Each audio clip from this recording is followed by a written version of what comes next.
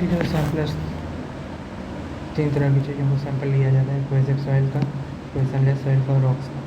तो open tube जो sampler होगा वो कोहेसिव सॉइल का अनडिस्टर्ब सैंपल कलेक्ट करता है, जबकि स्प्लिट स्पून होता है डिस्पर्ट होगा, डिस्टेंट सैंपलर भी डिस्टर्ब करेगा। और कोहेशनलेस के लिए जो होगा वो top controlled, bottom controlled, solidification by chemical और इमल्सन, और रॉक्स के लिए कोर और rotary drilling wash out. Open tube sample को देखते हैं तो ओपन ट्यूब के लिए एक बनाया है सर ने।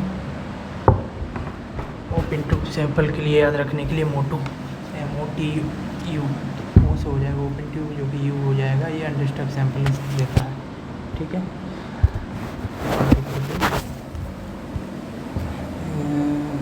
इसमें सूटेबल फॉर वेरी सॉफ्ट और मीडियम सॉफ्ट और very soft to medium soft clay and silt के लिए यूज किया जाता है। ठीक है। Not driving sample pushed, not driving least disturbance के लिए। स्प्लिट स्पून होता है, इसमें 3 पार्ट होते हैं। ये देख सकते हैं 1 2 3। तो इसके द्वारा जो use split spoon sampler hammer 60 hammer का वेट पूछ सकता है 63.5 kg, height of the fall 762 mm के हाइट से 762 mm की हाइट से गिराया जाएगा, 76 सेंटीमीटर की हाइट से गिराया जाएगा, जो 63 किलो का वेट होगा। तो हाईली डिस्टर्ब सैंपल प्राप्त होगा। इसका एरिया रेशियो में ग्रेटर देन 100 होता है। ठीक है।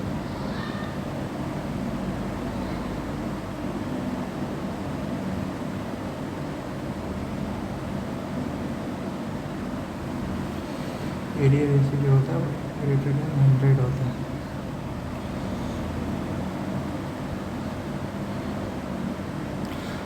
When used in sand spring core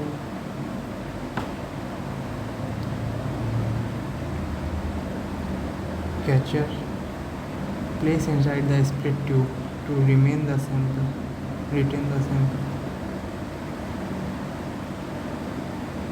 Piston sampler consists of 2 separate parts, sample cylinder and piston system. Piston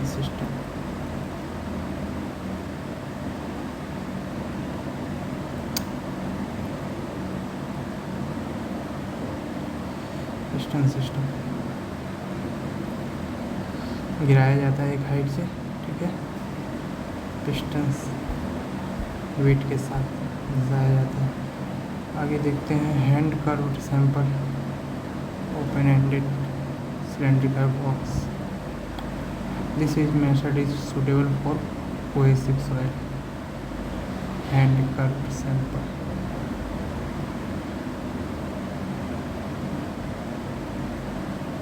samplers जो हमारा पिस्टन सैंपलर है वो है कोहेसिव सॉइल के लिए suitable. Sample of high pressure soil can be obtained from the accessible exploration. अगला question देखते हैं।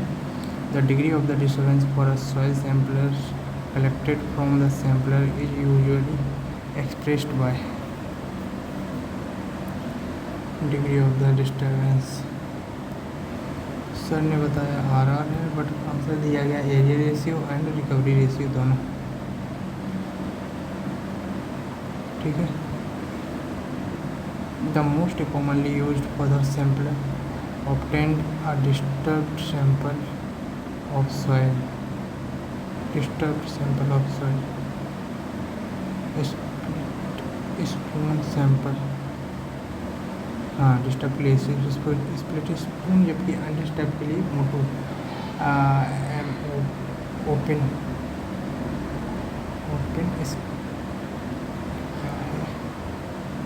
Open tube sampler. The most commonly sample obtained are disturbed sample of the soil split ठीक है। Open drive sampler जो हो जाएगा वो undisturbed के लिए हो जाएगा। अगला देखते हैं,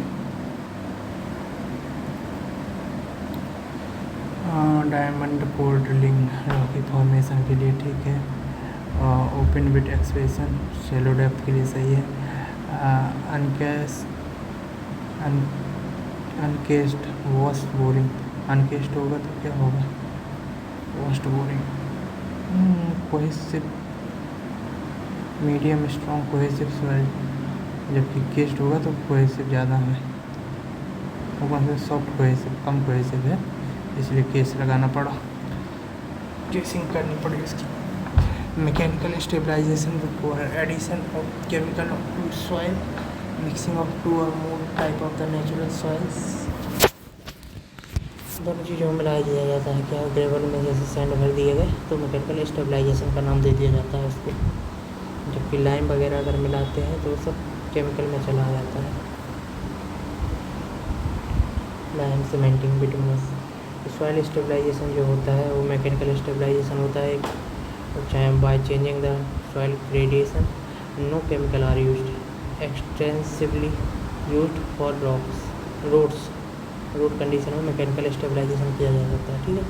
किया ही जाता है, बड़े बड़े पहले बोल्डर डाले जाते हैं, फिर छोटे छोटे गिट्टी बालू वगैरह ऐसे डाल करके बनाया जाता है। दूसरा होता है cementing stabilisation, soil cement water and compaction plus curing. Quantity of cement required approximately 5% of sand and 15% for clay condition, ठीक है। क्योंकि एरिया बढ़ जाता है ना क्ले का सरफेस एरिया, उसी को कवर करने के लिए ज़्यादा सीमेंट चाहिए पड़ता है। याद रखना है ये सीमेंट स्टेबलाइजेशन में क्ले के लिए सैंड के लिए कितनी वैल्यू होगी। क्ले के लिए सैंड के लिए 5%, क्ले के लिए 15% सीमेंट की value. Lime stabilisation use for the clay solids, hydrated lime is used, not effective for sandy soil. Sandy soil में लाइम का काम नहीं होता है। लिक्विड लिमिट डिक्रीजेस, ठीक है, लिक्विड लिमिट डिक्रीजेस और प्लास्टिक इंडेक्स भी डिक्रीजेस, लिक्विड लिमिट प्लास्टिक में, जबकि जो प्लास्टिक लिमिट जो होती है WP होती है वो बढ़ती है। लिमिट दोनों अलग अलग हो जाएंगे। केमिकल स्टेबलाइजेशन क्या हो, calcium chloride sodium and chloride and sodium silicate are used, ठीक है। तो ये चीज़ें यूज की जाती हैं, calcium chloride, sodium chloride, sodium silicate. Ground improvement technique, electro osmosis, vibroflotation, टेरेगो मेथड, लाइम पाइल्स, ये सब चीज़ें और यूज की जाती हैं।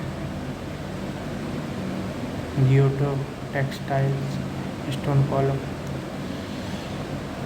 This type of the stabilizer will be best for the black cotton soil. यहाँ पे ब्लैक कॉटन सॉइल का कोहेसिव गैस है, कोहेसिव है, वहाँ पे आएगा lime stabilisation, soil lime stabilisation, ठीक है।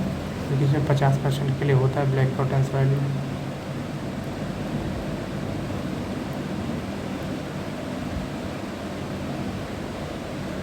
अगला देखते हैं,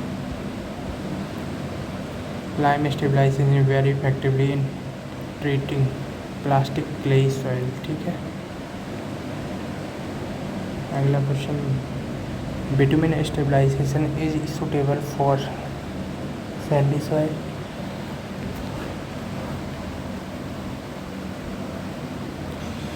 बिटुमिन जो होगा सैंडी के लिए सही रहेगा। देखते हैं हम आज रोड वगैरह पर सैंडी सॉइल बिटुमिन स्टेबलाइजेशन से किया जाता है। अब वेट कोहेसिव फिर से आ गया तो आ जाएगा लाइन। चलिए हो गया काम ख़त्म, टाटा बाय बाय, मिलते हैं फिर अगले रिकॉर्ड पे।